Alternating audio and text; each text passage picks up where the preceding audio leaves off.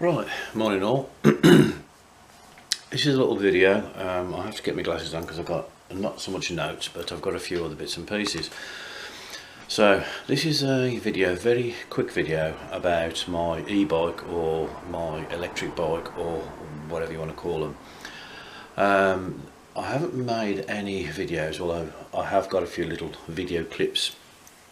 And so first of all, I'll go through the bike very quickly, and I'll try and explain. As I says, I'm not an expert on e-bikes or anything.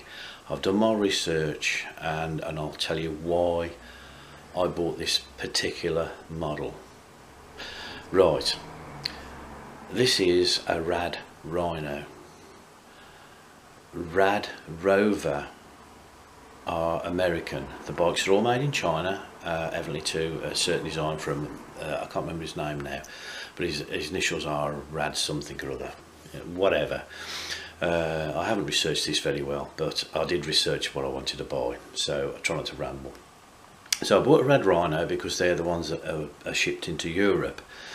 Now the reason I bought the Rad Rhino, that's what they call them in Europe, is a ship from Holland or something, free shipping, and at the present time, which is September, they're about €1,399, which equates to about £1,250.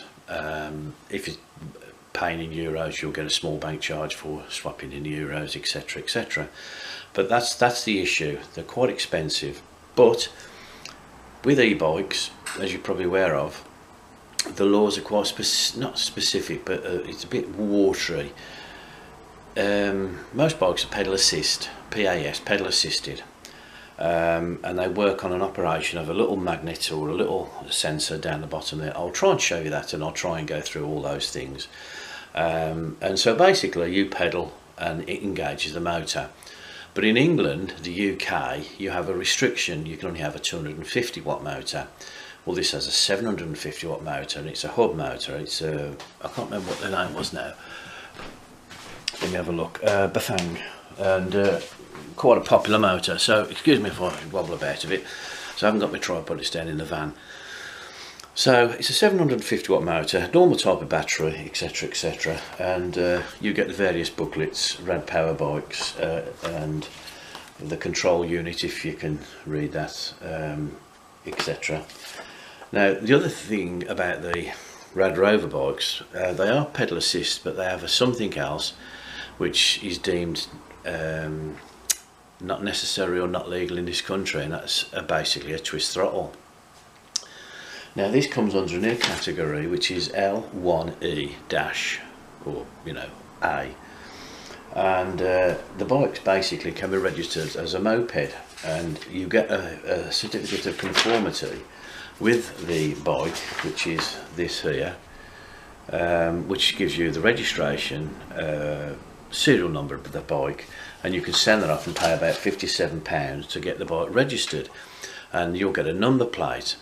But with a number plate, of course, you can imagine then, you can use it on the road, but of course you can't use it off-road, because if it's a number plate and classed as a moped, then you can't really use anything apart from fire roads or fire track roads in the forests, and one or two other small things. You can't ride on, like on pathways, etc. So I haven't registered that, and I haven't made a big fuss about that. You don't have to. It's not. You don't have to register it. But the point is, you have to remember that you can, in theory, if you're on the road with this, you can be stopped by the police. That is why I camouflage my name on the bike. Don't make it as obvious as I can do. I don't go on the road very often, but when I do, I just like very quietly and just pedal away nice and steady, and nobody takes any notice.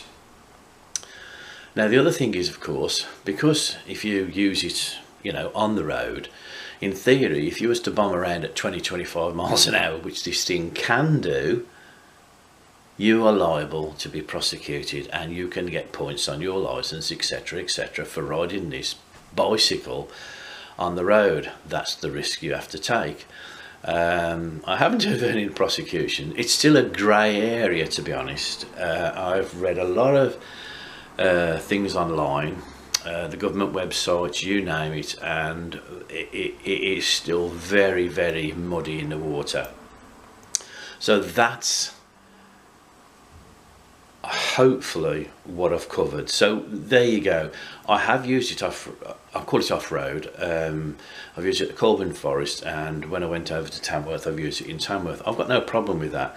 And of course the other thing is, the reason I had to, in my estimation, have a twist throttle is because I have arthritis, osteoarthritis in the back and my knees, specifically my right one and my ankles. And I have various bone growths, but I'm not going to go into it. But anyway, so once I've adjusted the saddle, I have a hard job trying to cock my leg over this. That's the only problem. But the bike comes as is, apart from the red saddlebag which I've got on the back. Anyway, enough of that tribe. Hopefully that was understandable. You can go and buy a normal twist throttle. Sorry, you can buy a normal power assisted from Halfords for the similar type of money, but they will not have a twist throttle, and the motors are limited to 250 watts, etc. So they're not exactly powerful. You can get, if you search, you can look at e-bikes with more than a 750 watt motor, 1000 watt motor, 2000 watt motors. The batteries are the size of a car. I used to have a twist throttle bike before, and it used to work on one pin that used to go round a crank and click and say, oh yes, I can pedal assist, click, yes, I can pedal assist, click, and that's how it used to be.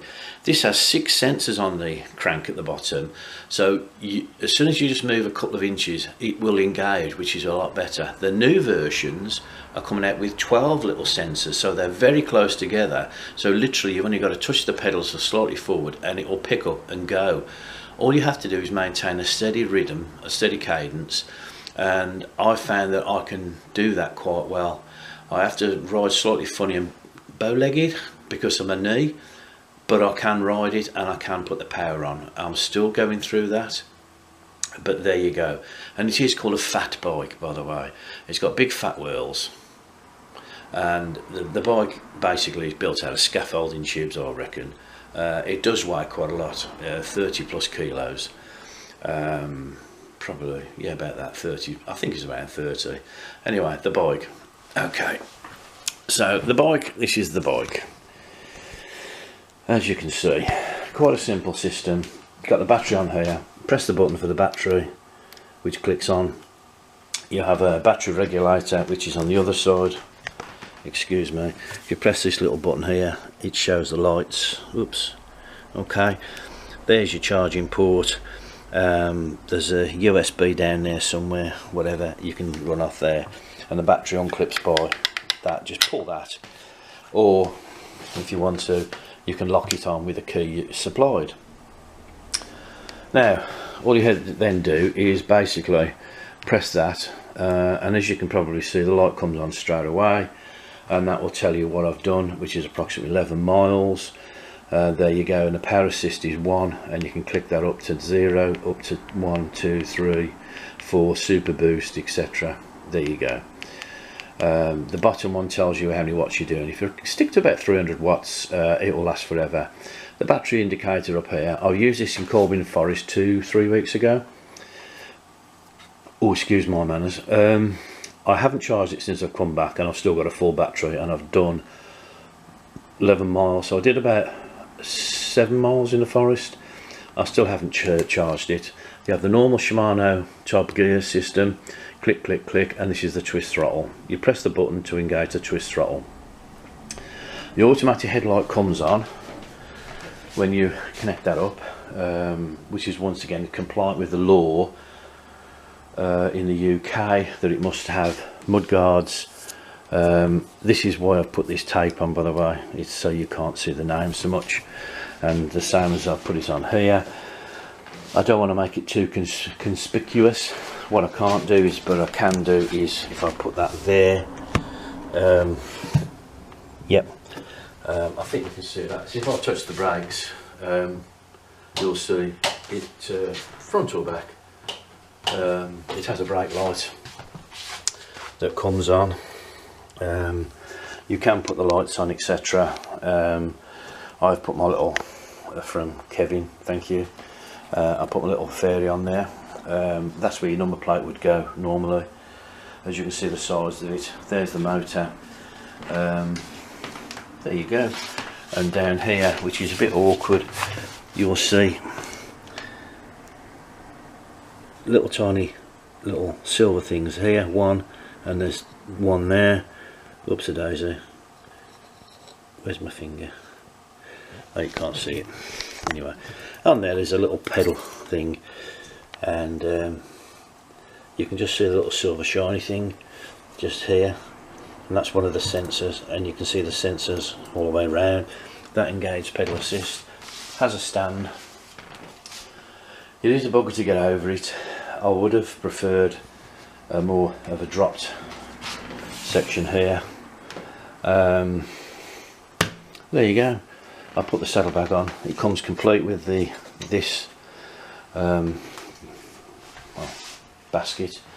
The new ones come, because the new 2018 model comes with a different section here with 4 holes for screws, and you can put a front basket on.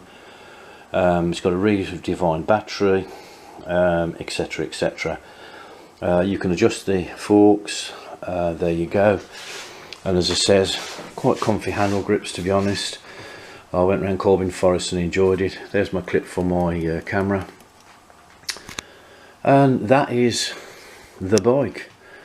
Turn it off, basically. You just pop, off it goes, and turn off the battery. There you go. So that is the Rad Rhino. Disc brakes throughout, does stop, and I can get a decent mileage out of it. Would I recommend it? So far, yes. I haven't done a lot of miles on it. That's not anybody's fault apart from mine. I still have issues with my knee, as I says, but the little places I've used it in, I've enjoyed every minute of it. Simple as that. This has gone on too long. It's over 12 minutes, so my apologies for that. I hope you get something out of that. If any questions, please ask. Thank you.